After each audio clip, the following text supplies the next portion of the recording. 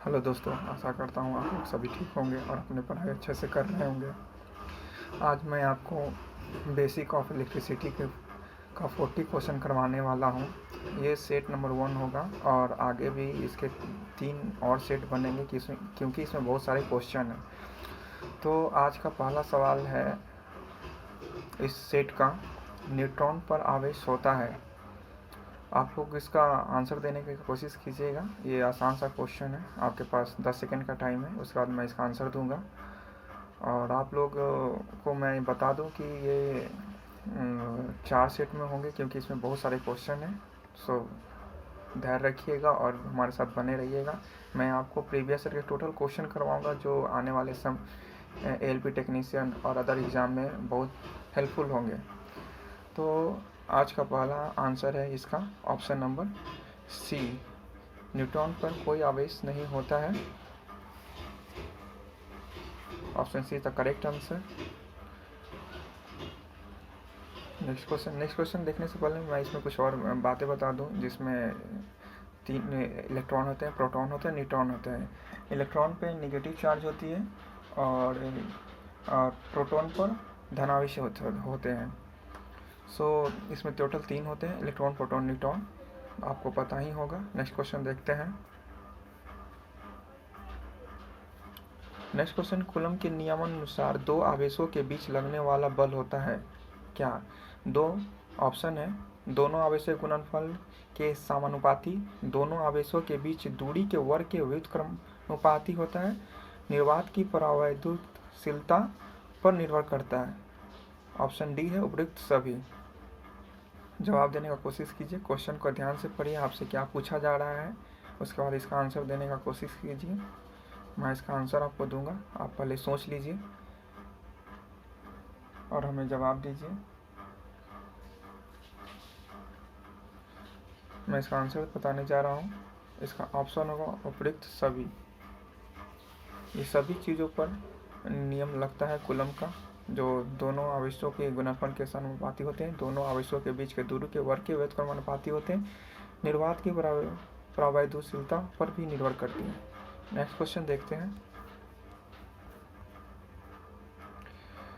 विद्युतीय बल रेखाएं खत्म होती है।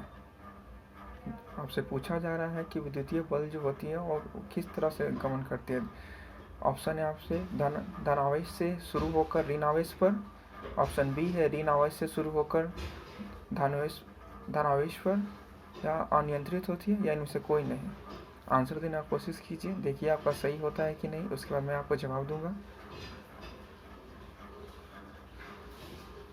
इसका आंसर होगा ए, धनावेश से शुरू होकर वो ऋणावेश पर खत्म हो जाती है।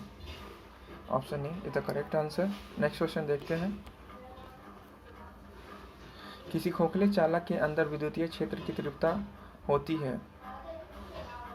आंसर देने की कोशिश कीजिएगा। आप इसके बारे में पहले भी अपने स्कूल में पढ़े होंगे, बाद में अगर ITI आपने अच्छे से तैयारी की होगी उसमें भी पढ़े होंगे, नहीं तो आज तो मैं आपको इसका थोड़ा डिटेल बताऊंगा जो आपको ये कभी नहीं भूलिएगा। आपके पास ऑप्शन है इकाई, शून्य, समान, असमान। तो मैं बता दूं कि जब बिजली चमकती है और बिजली गिरने की आशंका होती है तो लोगों को बोला जाता है किसी शेड के नीचे जाने के लिए या गाड़ी के अंदर रहने के लिए, बाहर नहीं निकलने के लिए, क्योंकि खोखले अंदर में चालकता शून्य होती है, इसलिए इसकी आंसर भी शून्य होगा।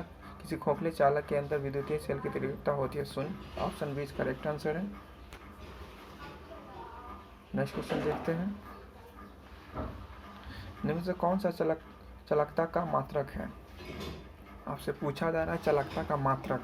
आपने बहुत से मात्रक पढ़ा होगा, ओम प्रतिरोध होता है, मात्रक होता है, कूलम का मात्रक होता है। इसी तरह से आपसे पूछा जा रहा है चालकता का मात्रक क्या होता है। चालकता का मात्रक होता है साइमन।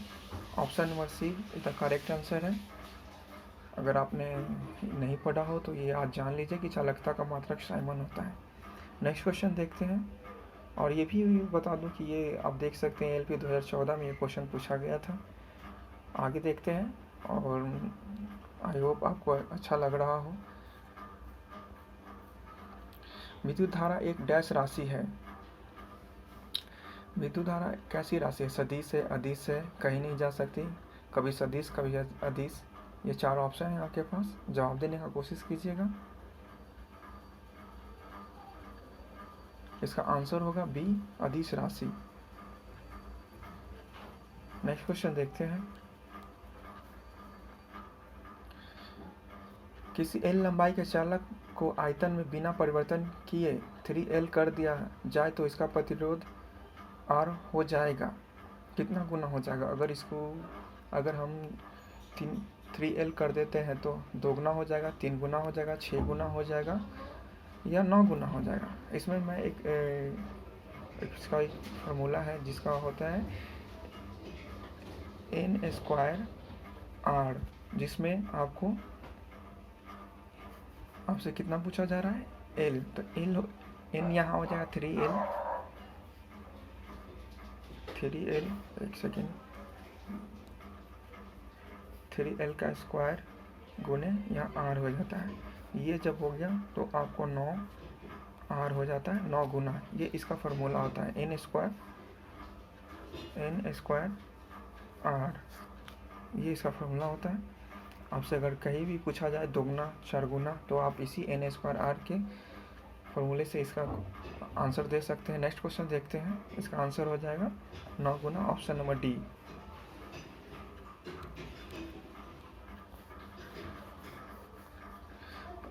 प्रतिरोधों के समांतर क्रम में जुड़े होने पर विभव तथा विद्युत धारा क्रमशः होती है। आपसे पूछा जा रहा है कि प्रतिरोधों के समांतर क्रम में जुड़े होने पर विभव यानी वोल्टेज तथा विद्युत धारा क्रमशः होती है। मैं आपको बता दूं कि अगर श्रेणी क्रम में रहे तो धारा समान होती है और वोल्टेज डिफरेंट होती है। वहीं अगर समांतर क्रम में जोड़ा जाए तो वोल्टेज समान होती है और धारा विभिन्न होती है। तो आपको ये मैं बता दिया और इसे आप आंसर दे भी सकते हैं। अब आप इसका आंसर दीजिए एक बार और अपने आंसर को देखिए सही होता है कि नहीं। इसका आंसर होगा अगर समांतर क्रम में जोड़ने पर विभव समान होती है और धारा विभिन्न होती है। Option A is the correct answer. Next question देखते हैं।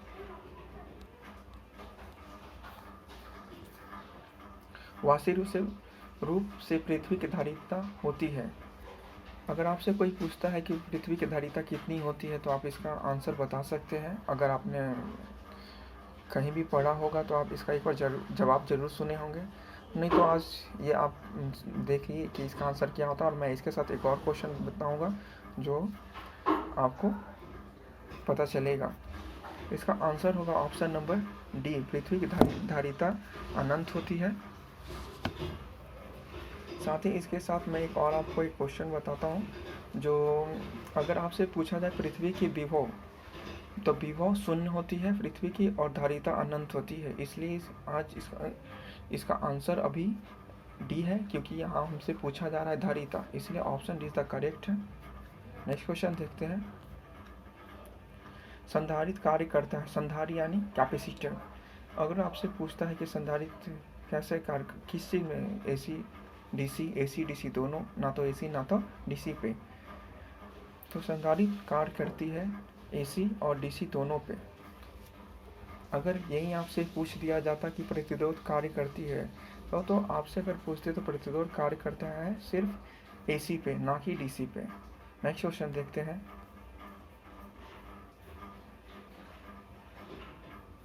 किसी वस्तु का परावैद्युत स्थिरांक हमेशा होता है। आपसे पूछा जा रहा है कि परावैद्युत स्थिरांक हमेशा क्या होता है? 1 से कम, 1 से अधिक, 1 के बराबर या शून्य। आंसर देने की कोशिश कीजिएगा। इसका आंसर होगा बी, परावैद्युत हमेशा 1 से अधिक होती है। ऑप्शन बी इस करेक्ट आंसर है।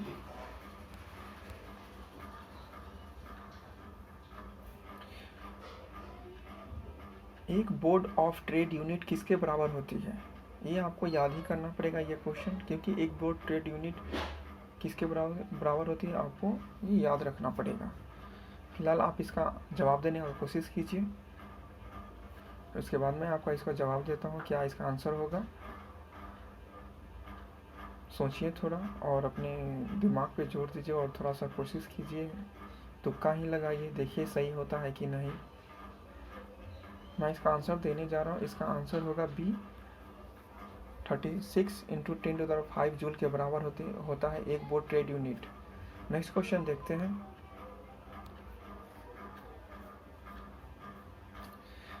निम्न में से कौन विद्युत धारा के चुंबकीय प्रभाव पर आधारित उपकरण है? ऑप्शन है गैल्वेनोमीटर, विद्युत घंटी, मोटर या उपयुक्त सभी। आंसर देना कोशिश कीजिए। देखिए, अगर आप थोड़ा सा भी इसके बारे में जानकारी होगी तो आप इसका ज़रूर आंसर दीजिएगा और चेक कीजिए आंसर सही होता है कि नहीं। आंसर दीजिए और देखिए, इसका आंसर होगा option number D. Option number D इस करेक्ट आंसर है। उपयुक्त सभी विद्युत धारा के चुंबकीय प्रभाव पर गैल्वेनोमीटर, मोटर, विद्युत घंटी, ये सभी उपकरण जो है विद्युत धारा के चुंबकीय प्रभाव पर आधारित होते हैं। नेक्स्ट क्वेश्चन देखते हैं।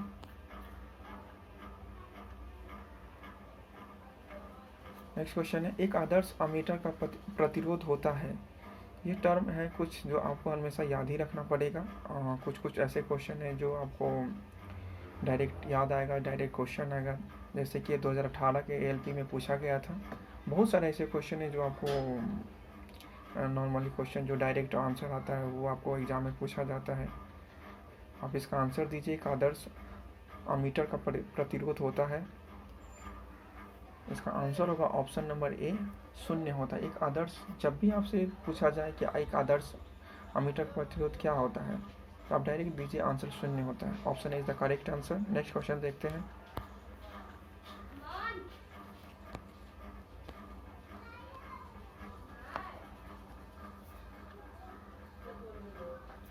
किसी चालक में चार्ज के गतिमान होने की दर को डैश कहते हैं। ये देखिए, इसरो में 2016 में पूछा गया था। जिन भाइयों ने इसरो का अगर एग्जाम दिया होगा उनको ये जरूर पता होगा।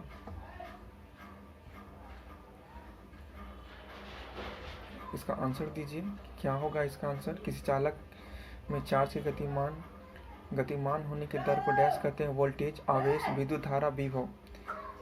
इसका आंसर होगा ऑप्शन नंबर सी। किसी चालक में गतिमान होने की दर को विद्युत धारा कहते हैं। नेक्स्ट क्वेश्चन देखते हैं। किसी बंद परिपथ में वोल्टेज और विद्युत धारा का अनुपात डैश रहता है। आपसे पूछा जा रहा है किसी सर्किट हो या किसी बंद सर्किट या लूप हो जिसमें विद्युत धारा प्रवाह कर रही हो, तो उसमें क्या होता है, वोल्टेज और विद्युत धारा का अनुपात। यह आंसर देने की कोशिश कीजिएगा। इसका आंसर होगा बी, समान रहती है। अगर किसी सर्किट में अगर हमेशा विद्युत धारा और वोल्टेज दोनों समान रहती है। नेक्स्ट क्वेश्चन देखते हैं।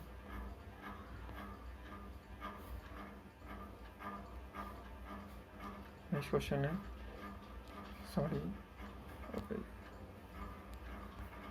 नेक्स्ट क्वेश्चन है, प्रतिरोध का मात्रक क्या होता है।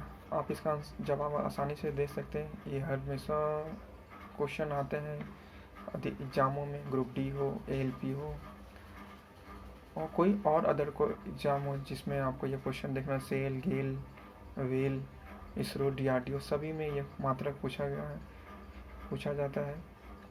हाल ही के एग्जामों में ये क्वेश्चन डीआरडीओ में पूछा गया था। ये नॉर्मल सा एक क्वेश्चन है, आप इसका आंसर जरूर दे सकते हैं। प्रतिरोध का मात्रक आप जानते हैं क्या होता है। इसका आंसर है ए, ओम होता है। Option A is the correct answer. Next question देखते हैं। चालक की लंबाई बढ़ने से प्रतिरोध होता है। चालक की लंबाई बढ़ने से प्रतिरोध क्या होगा, घटता है, बढ़ता है, समान रहता है, 0 होता है। आप अपनी तैयारी को ज़रूर करें। आने वाले अभी हाल ही में रेलवे मिनिस्टर का आपने बयान अगर सुना होगा तो उनसे पूछा गया था कि सर न्यू वैकेंसी कब आने वाली है, तो उन्होंने बोला जैसे ही ये पूरी प्रक्रिया पूरी हो जाएगी उसके बाद ही, तो आपके पास 2 से 3 महीना का वक्त है अपनी तैयारी को करने का। आप अपने लगन से पूरी मेहनत से तैयारी करें। भगवान आपकी हर एक सपना को पूरा करे। फिलहाल इसका आंसर होगा प्रतिरोध की क्या होता है अगर चालक की लंबाई बढ़ती है तो? ऑप्शन होगा B is the correct answer. अगर चालक की लंबाई बढ़ाते हैं तो प्रतिरोध का मान बढ़ता है। इसमें ये तीन तरह से पूछा जा सकता है। अगर तापमान भी बढ़ता है तो प्रतिरोध का मान बढ़ता है। अगर एरिया बढ़ाई जाए तो प्रतिरोध का मान घटता है। बस ये क्रॉस सेक्शन एरिया पे डिपेंड करता है। अगर क्रॉस सेक्शन एरिया अगर बढ़ती है तो प्रतिरोध का मान घटता है। अगर लंबाई बढ़ाएंगे तो प्रतिरोध बढ़ेगा, तापमान बढ़ेगा तो प्रतिरोध बढ़ेगा। बट क्रॉस सेक्शन एरिया अगर बढ़ती हो तो प्रतिरोध का मान घटता है। ये याद रखिएगा। नेक्स्ट क्वेश्चन देखते हैं। 100 वोल्ट के विभवांतर पर किसी चालक में 6 एम्पीयर की धारा प्रवाहित हो रही तो खर्च हुई शक्ति क्या होता है? आपसे शक्ति पी पूछा जा रहा है आपसे। इसमें फार्मूला होता है P = V × I। इस फार्मूले पर आप रखकर इसे बना सकते हैं, जिसमें P आपसे पूछा जा रहा है तो इक्वल टू हमें V दे दिया गया 100 और I का मान दे दिया है 6। आप इसे गुना कर 600 वाट इसका आंसर होगा। आप इसे बना कर देख सकते हैं। आपसे जब भी पूछा जाए तो आप इस फार्मूले पर शक्ति निकाल सकते हैं। इसका और फार्मूला होता है जिसमें आपको P = V²/R। आपसे यहाँ या P निकालने को पूछा जा सकता है या R निकालने के लिए पूछा जा सकता है या कोई ये दो फार्मूला हैं और आपको कुछ भी पूछा जाएगा आप आसानी से ये निकाल सकते हैं। नेक्स्ट क्वेश्चन देखते हैं। इसका आंसर है आपका ए, ऑप्शन नंबर 600 वाट। नेक्स्ट क्वेश्चन देखते हैं। 1.5 ओम के प्रतिरोध वाले परिपथ पर 150 वोल्ट लगाया जाता है तो प्रतिरोध द्वारा खर्च की शक्ति क्या होगी? आपसे P पूछा जा रहा है जिसमें आपको वोल्टेज दिया गया है और आपको R दिया गया है। तो आपका फार्मूला होता है ये, इसको बनाने का एक फार्मूला ये है। फार्मूला ये है आपका P = एक सेकेंड P = V²/R। जिसने अभी पहले मैंने ये बताया है। आप इस फार्मूले पर इसे सिर्फ पुट कर दें। P का मैं वैल्यू देगा 150 गुने 150 डिवाइडेड बाई 1.5। ये पॉइंट्स हटाएंगे तो दशमलव ऊपर चला जाएगा और ये कट जाएगा 50 और एक दशमलव यहाँ बैठा देते हैं। ये दशमलव काटने के बाद तो इसका आंसर हो गया जाकर 15000। इसका आंसर हो गया ऑप्शन नंबर सी 15000 वाट। ऑप्शन सी इस करेक्ट आंसर है। नेक्स्ट क्वेश्चन देखते हैं। 1500 वाट की हीटर द्वारा 4 घंटे चलने पर खर्च की गई ऊर्जा डैश होगी। आपसे यूनिट पूछा जा रहा है, आपको पावर दिया गया है यानी P दिया गया है और ये तो 4 घंटे चलने पर खर्च के यूनिट। तो यूनिट का फॉर्मूला होता है जो भी आपको दिया जाए, बस आपको कुछ नहीं करना है, जो भी आपको दिया जाए = में यूनिट होता है जितना वाट कर दिया है उसको गुना करना है और जितने घंटा चला वो गुना करें और दिन दिया हो तो दिन भी गुना कर दें और बटा 1000 से इसे डिवाइड दे दें। इसका आंसर आ जाएगा 1 2 से ये ख़त्म 15 चौके 60 हो जाएगा, ये 60 और ये दशमलव आकर यहाँ बैठ जाएगा। इसमें 6 यूनिट आंसर होगा। Option number B is the correct answer है। मैं फिर से एक बार बनाकर दिखा दे रहा हूँ। ये 1500 गुने 4 डिवाइडेड बाई 1000, ये ख़त्म बच गया 15 चौके 60 डिवाइडेड बाई 10, 15 चौके 60 फिर ये ख़त्म, इसलिए 6 यूनिट आंसर होगा। नेक्स्ट क्वेश्चन देखते हैं। 200 वाट के और 500 वाट के समान वोल्टेज वाले लैंपों में 200 वाट के लैंपों का प्रतिरोध होगा। आपसे पूछा जा रहा है 200 वाट और एक 500 वाट के दो समान वोल्टेज वाले लैंपों में वोल्टेज समान है, तो 200 वाट के लैंप का प्रतिरोध क्या होगा? अधिक होगा, समान रहेगा, सप्लाई की प्रवृत्ति अनुसार बदलता रहेगा, कम होगा। अगर इस तरह का आपको जब भी सवाल पूछा जाएगा तो आप याद रखिएगा, जिसका वोल्टेज कम होगा उसका प्रतिरोध अधिक होता है, और जिसका वोल्टेज ज़्यादा होता है वो उसका प्रतिरोध कम होता है। इसलिए इसका आंसर 200 वाट का अधिक होगा। ओके, हम यहाँ थे कि आपसे क्वेश्चन था कि 200 वाट और 500 वाट के समान वोल्टेज वाले लैंपों में वो 200 वाट के लैंपों का प्रतिरोध क्या होगा।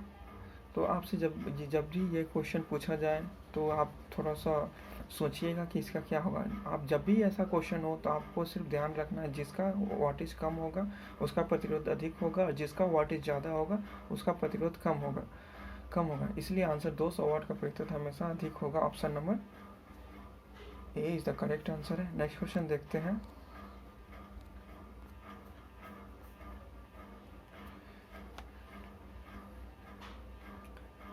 दो सौ वाट के 5 लैंपों द्वारा 50 पैसे किलोवाट पर आवर की दर से 4 घंटे में खपत की गई ऊर्जा का मूल्य क्या होगा। आपसे इसका ऊर्जा का मूल्य पूछा जा रहा है। इससे पहले मैंने आपको जस्ट ही पहले क्वेश्चन बताया, सेम उसी तरह का ये क्वेश्चन है। मैं इसको बताने का कोशिश करता हूँ, आपको अच्छे से समझ में आएगी। जैसे 5 बल्ब दिया गया, 5 गुने 200 वाट गुने 200 वाट हो गया, 200 वाट हो गया ये, सॉरी, गुने 4 डिवाइडेड बाय 1000 से इसे डिवाइड देंगे, ये कट जाएगा। अब ये हो जाएगा 5 दूनी 10, 5 दूनी 10 और 5 चौके 20,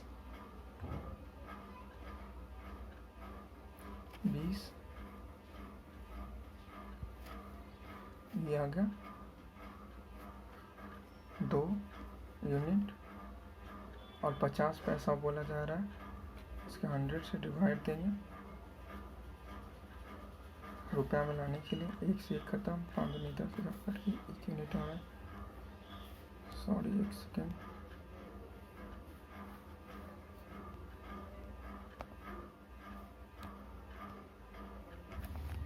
तो इसे फिर से हम बनाने का कोशिश करते हैं।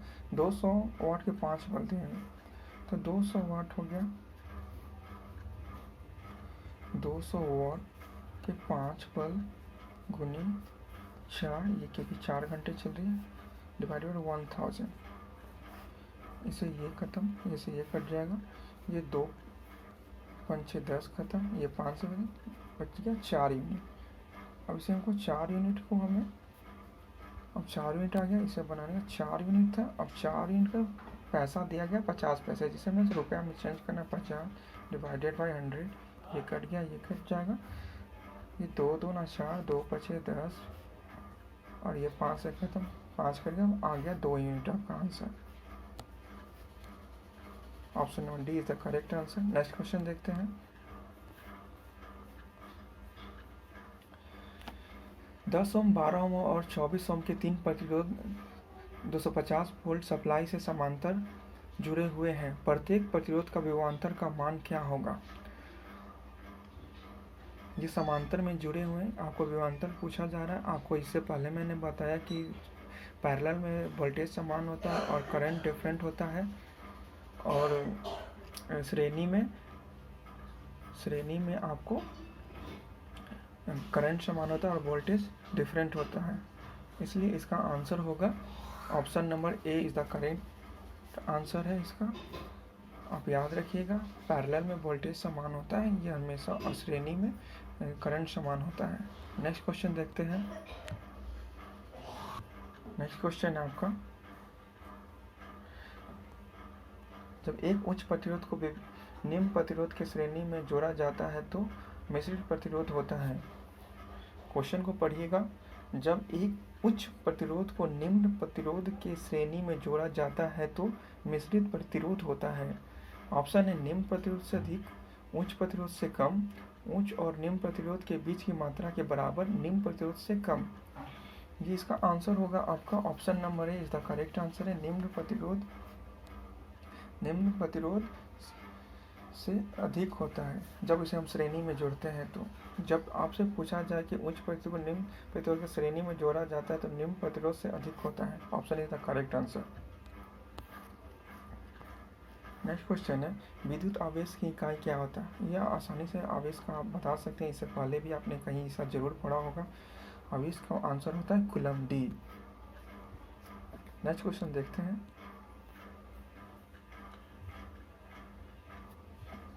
एक परिपथ में किसी जंक्शन पर धाराओं का बीजगणितीय जोड़ शून्य और किसी बंद परिपथ में परिपथ के प्रत्येक भाग के प्रतिरोध और धारा के गुना का बीजगणितीय योग परिपथ में कुल विभव बल के बराबर होता है, उसको डैश कहते हैं। इसके किस नियम के अनुसार है? ये लाप्लास के नियम, किरचॉफ के नियम, फैराडे इलेक्ट्रोमैग्नेटिक इंडक्शन नियम, कूलम के नियम।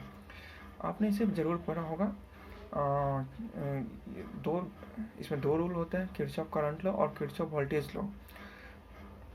तो ये आज का ये क्वेश्चन अब धाराओं से के द्वारा बीजगणितीय योग शून्य होता है, ये किरचॉफ के प्रथम नियम के अनुसार होता है।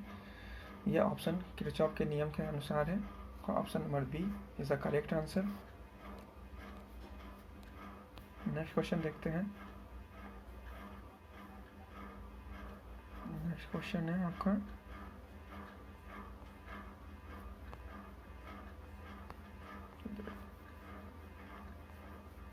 नेक्स्ट क्वेश्चन है, बराबर क्षमता वाले 4 कैपेसिटरों की क्षमता क्या होगी जब उसे श्रेणी क्रम में जोड़ा जाए? ये जस्ट आपका प्रतिरोध का उल्टा होता है। जब कैपेसिटर के से क्वेश्चन है, अगर आपको ये श्रेणी क्रम में पूछा जाए तो जस्ट आपको समांतर में कर देना है, और जब समांतर में पूछा जाए तो श्रेणी क्रम में कर देना है। तो अभी ये क्वेश्चन आपसे पूछा जा रहा है कि बराबर क्षमता के 4 कैपेसिटरों की क्षमता क्या होगी जब वे श्रेणी में जुड़े हों। तो आपको जब ये श्रेणी में पूछा जा रहा है तो जस्ट इसको अपोजिट इसे समांतर क्रम में कर इसे बनाएंगे। इसमें 1/c इक्विवेलेंट बराबर हो जाता है 1/c plus 1/c plus 1/c plus 1/c। ये 4 कैपेसिटर हो गए। अब इसका लेंगे तो ये एलसीएम इसका c हो जाएगा, ऊपर हो जाएगा 4। अब इसका इक्विवेलेंट हो जाता है c इक्विवेलेंट बराबर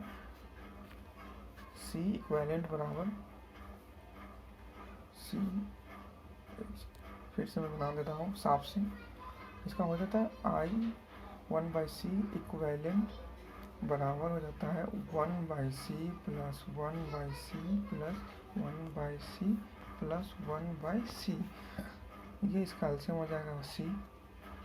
ये ऊपर 1 2 3 4 जुट जाएंगे। अब ये c इक्विवेलेंट हो जाएगा c/4। ये आपका आंसर हो गया। Option number B is the correct answer. आपसे जब भी इस तरह का क्वेश्चन पूछा जाए तो आपको बस ध्यान रखना है कि प्रतिरोध के जस्ट अपोजिट होता है ये, क्योंकि जब प्रतिरोध पूछा था वहाँ श्रेणी को श्रेणी में रखते हैं और पैरेलल को पैरेलल में रखते हैं। बट यहाँ अगर जैसे ही आपको कैपेसिटर में आने का क्वेश्चन आता है, आपसे पूछा जाए कि कैपेसिटर को जब श्रेणी में कर रहे हैं 4 हो या 3 है या 2 है, ये बस आपको श्रेणी में जैसे ही बोलेगा आपको अपोजिट पैरेलल में जो से क्वेश्चन बनाना है, और जैसे ही पैरेलल से पूछा जाए आपको श्रेणी में क्वेश्चन बनाना है। बस ये बनाने का रूल है। नेक्स्ट क्वेश्चन देखते हैं।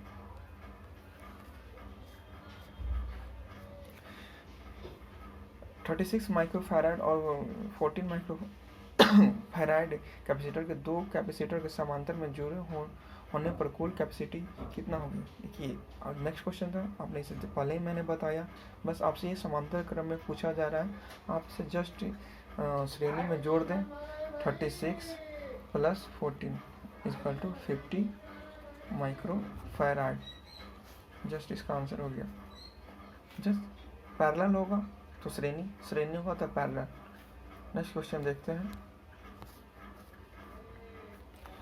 ये क्वेश्चन बहुत ही, अगर आपने इसका प्रैक्टिकल किया होगा तो आपने ज़रूर देखा होगा अपने ITI में।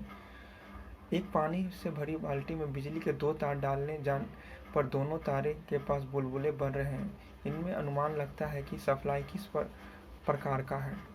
अगर आपने इसका प्रैक्टिकल किया होगा तो आप इसका जवाब और आंसर आसानी से दे सकते हैं, क्योंकि इसमें सिर्फ रूल होता है कि जब डीसी में जब लाइन पास होती है तो उसमें डीसी करंट से बुलबुला निकलता है, बस। इस और कोई रूल नहीं है। एसी में कभी भी बुलबुला नहीं आता है, इसलिए आंसर इसका option number B is the correct answer होगा। और फिलहाल नेक्स्ट क्वेश्चन देखते हैं, और इसका आंसर जब भी आपसे पूछा जाए कि अगर करंट अगर सप्लाई हो रहा है और बुलबुला नहीं कर रहा तो वो आप जान जाइए कि उसमें डीसी सप्लाई जा रहा है। नेक्स्ट क्वेश्चन देखते हैं, किस पदार्थ का रेजिस्टेंस कम होता है यदि मुक्त इलेक्ट्रॉनों की संख्या अधिक हो, वस्तु का तापमान बढ़ जाए, या ताप पर निर्भर नहीं करता? उपरोक्त में से कोई उत्तर सही नहीं है। आपसे पूछा जा रहा है रेजिस्टेंस यानी प्रतिरोध, तो जिसमें इसका आंसर होगा ऑप्शन नंबर ए। पहले मैं इसका आंसर दे दूँ, उसके बाद ऑप्शन नंबर ए। आपसे जब भी पूछा जाए किसी पदार्थ में रेजिस्टेंस कम होता है, यानी इस कहने का मतलब है कि जिसमें इलेक्ट्रॉनों की संख्या सबसे ज़्यादा हो इसमें रेजिस्टेंस का मान कम होगा। याद रखिएगा, ये 2014 में ये क्वेश्चन पूछा गया था। नेक्स्ट क्वेश्चन देखते हैं, किरचॉफ के दूसरे नियम के अनुसार, मैंने अभी फ़िलहाल पहले ही इसका बारे में किरचॉफ के करंट लॉ और वोल्टेज लॉ के बारे में बताया था। अब देखिए इसका क्वेश्चन भी आ भी गया। आपसे क्वेश्चन पूछ रहा है किरचॉफ के दूसरे नियम के अनुसार, ऑप्शन ए ईएमएफ का बीजगणितीय योग शून्य होता है, वोल्टेज ड्रॉप गणितीय योग शून्य होता है। ऑप्शन सी है वोल्टेज ड्रॉप का गणितीय योग ईएमएफ का गणितीय योग शून्य होता है, वोल्टेज ड्रॉप का गणितीय योग माइनस ईएमएफ का गणितीय योग शून्य होता है। इसमें वोल्टेज के किरचॉफ के वोल्टेज लॉ के अनुसार equal applies voltage to drop voltage के बराबर होता है, ना कि ये घटा और शून्य होता है, ये दोनों बराबर है, इसलिए इसका आंसर होगा C, applied voltage to drop voltage, ये दोनों बराबर होते हैं। बस ये इतना याद रखिएगा, वोल्टेज ड्रॉप का गणितीय योग ईएमएफ का गणितीय योग शून्य होता है। Option C is the correct answer है। नेक्स्ट क्वेश्चन देखते हैं, एक कॉपर की तार जिसका व्यास अन्य कॉपर तार की अपेक्षा दुगना है कि करंट प्रवाहित करने की क्षमता क्या होगा? आपसे पूछा जा रहा है क्षमता क्या होगा? 4 गुना होगा, 4 गुना कम हो जाएगा, 3 गुना हो जाएगा, दुगना हो जाएगा। आपके पास 4 ऑप्शन है, देखिए क्या इसका आंसर होगा। जवाब देने का कोशिश कीजिए, क्योंकि इसका आप व्यास को बढ़ा रहे हैं तो जाहिर सी बात है कि करंट ज़्यादा प्रवाहित करेगा। अगर व्यास को हम कम करते हैं तो करंट कम प्रवाहित होता है। तो इसका आंसर होगा option number C is the correct answer है, 4 गुना हो जाएगा। नेक्स्ट क्वेश्चन देखते हैं, करंट की उपस्थिति का ज्ञान होता है चमकने से, उत्पन्न प्रभावों से, चालक के रंग में छिटकने की ध्वनि से। आप इसका आंसर आसानी से दे सकते हैं। ये BSPSCL ये विद्युत इलेक्ट्रिसिटी बोर्ड ऑफ बिहार में ये क्वेश्चन 2019 में पूछा गया था। इसका आंसर होगा ऑप्शन नंबर बी। हम उसके प्रभावों से उसकी उपस्थिति को बता सकते हैं कि इसमें क्या हो रहा है, करंट फ्लो हो रहा है या नहीं। नेक्स्ट क्वेश्चन देखते हैं, परमाणु में निम्न 3 प्रकार के कण पाए जाते हैं। आप ये इसका जवाब आसानी से दे सकते हैं, क्योंकि ये बहुत सी नॉर्मल सा क्वेश्चन जिसमें इलेक्ट्रॉन, प्रोटॉन, न्यूट्रॉन होता है, फोटोन होता नहीं है। आप भी जानते हैं मैसोन होता नहीं है, इग्निट्रॉन होता नहीं है, इसलिए option is the B is the correct answer होगा, option number B. Next question देखते हैं, प्रतिरोध जो कि धारा के प्रवाहित होने के प्रतिकूल एक गुण है, वह निम्न पर निर्भर करता है। क्वेश्चन है, प्रतिरोध जो कि धारा के प्रवाहित होने के प्रतिकूल एक गुण है, वह किस पर निर्भर करेगा? आपके पास ऑप्शन है सामग्री अथवा विशिष्ट प्रतिरोध पर, अनुप्रस्थ प्रतिच्छेद का क्षेत्र पर, इसकी लंबाई और तापमान पर, या सभी। आप जानते हैं कि धारा प्रवाहित होने के लिए उसमें उसके विशिष्ट प्रतिरोध हो, सामग्री जो भी जैसा होगा उसमें अच्छा उसके क्षेत्रफल हो, जैसे उसकी लंबाई हो, टेम्परेचर, ये सभी पे निर्भर करता है। सो इसका आंसर होगा option number D is the correct answer हो। ये सभी चीज़ों पर धारा प्रवाहित निर्भर करेगा। सामग्री कैसी है, क्षेत्रफल कैसा है, लंबाई कैसा है, टेम्परेचर कितना है, ये सभी पे निर्भर करेगा। नेक्स्ट क्वेश्चन देखते हैं। आवेशित परमाणु कहलाता है अणु, आयन, विद्युत धारा, कक्षा। आवेशित जो भी होगा आवेशित वो क्या कहलाएगा? आंसर देने का कोशिश कीजिए। ये 2020 में पूछा गया था इसरो में। सो आप लोग ज़रूर मेहनत करें, आने वाले वैकेंसी में सभी की नौकरी हो, ये मैं भगवान से दुआ करता हूँ। सो इसका आंसर होगा ऑप्शन नंबर बी, आवेशित परमाणु आयन कहलाते हैं। नेक्स्ट क्वेश्चन है, प्रतिरोधों के परम मापन के लिए कौन सी विधि का प्रयोग किया जा सकता है? इसमें क्वेश्चन आपसे पूछा कि सबसे ज़्यादा प्रतिरोध को मापने के लिए किस उपकरण का, मतलब मैक्सिमम प्रतिरोध को मापने के लिए ओमनियम विधि, व्हीटस्टोन सेतु विधि, रेल विधि, लॉर्ट्स विधि, कौन सा विधि के चारों में से कौन सा विधि का यूज करते हैं? बहुत ज़्यादा या परम मापन के लिए, प्रतिरोध के लिए हम लोग किस विधि का यूज करते हैं? एक बार पढ़िए और जवाब दीजिए। आपको देखने से ही पता चल जाएगा कि इसका आंसर क्या होगा। थोड़ा सा ये हट कर क्वेश्चन है।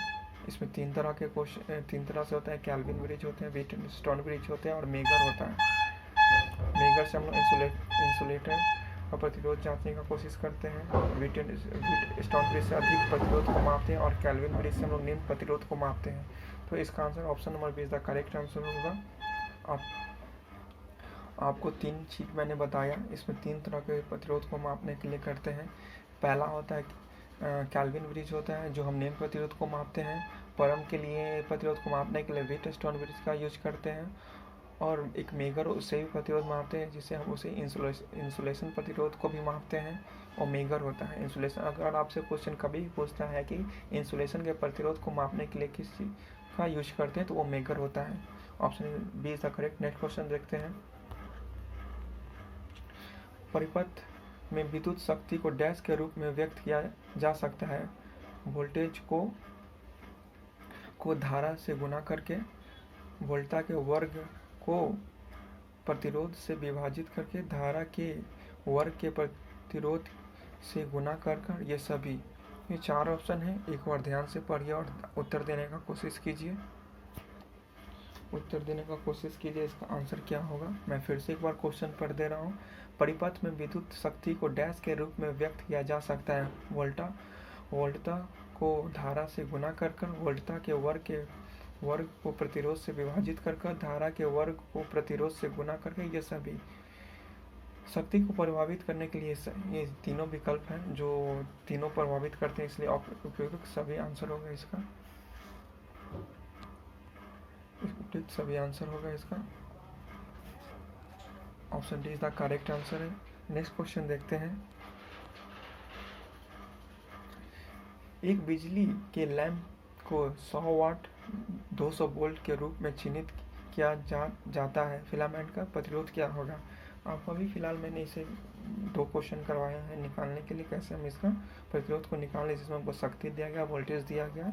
मैं एक बार ये फिर से बनाकर आपको दिखा दूँ। अगर आपको जब भी ये क्वेश्चन पूछा डायरेक्ट आपके पास ये फार्मूला हो, P बराबर V²/R, ये फार्मूला, इसी पर आपका ये क्वेश्चन बनेगा, जिसमें से आपको P दिया गया है, V दिया गया, आपसे R पूछा गया है। तो मैं इसको निकालने का कोशिश बता दे रहा हूँ कैसे निकाला जा सकता है। ये इसको निकालने का ये फार्मूला आपको पता हो गया। अब निकालने का, जैसे मेरा हमको R पूछा तो R ये हो गया, और हमको P दिया गया था,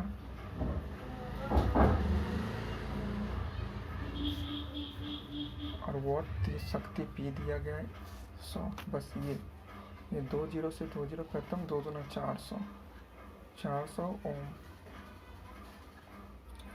फिर से बनाकर दिखा दे रहा हूँ। R बराबर 200 गुने 200 डिवाइडेड बाई 100। 2 0 से 2 0 खत्म, 2 दूना 400 own answer is the correct answer. बस ये आपको फॉर्मूले से ये क्वेश्चन बन जाएगा। और आशा करता हूँ कि आपको ये मेरे द्वारा बताए गए सभी क्वेश्चन अच्छे लगे होंगे। अगर अच्छे लगे हों तो please subscribe my channel, like share comment करें कि मैं और किस चीज़ में सुधार करूं और बताने का प्रयास करूं आपको बढ़िया से। अगर अच्छे लगता तो please support my channel please. I request to you please support my channel and grow my channel please, like share and subscribe। मैं इसका और 3 सेट बनाऊंगा क्योंकि बहुत सारे क्वेश्चन हैं इस सेट में। अगर मैं छोड़कर भी पढ़ाऊंगा तो ये गलत होगा, क्योंकि ऐसे क्वेश्चन छोड़कर पढ़ाने में अच्छा नहीं लगता है। क्योंकि बच्चे को समझ में अगर नहीं आएगा स्टूडेंट को, तो आपके साथ वो पढ़ना नहीं चाहेंगे। So please subscribe my channel, like share और कमेंट करें कि मैं किस चीज़ में और ज़्यादा सुधार करूं। Thank you. मिलते हैं नेक्स्ट वीडियो में।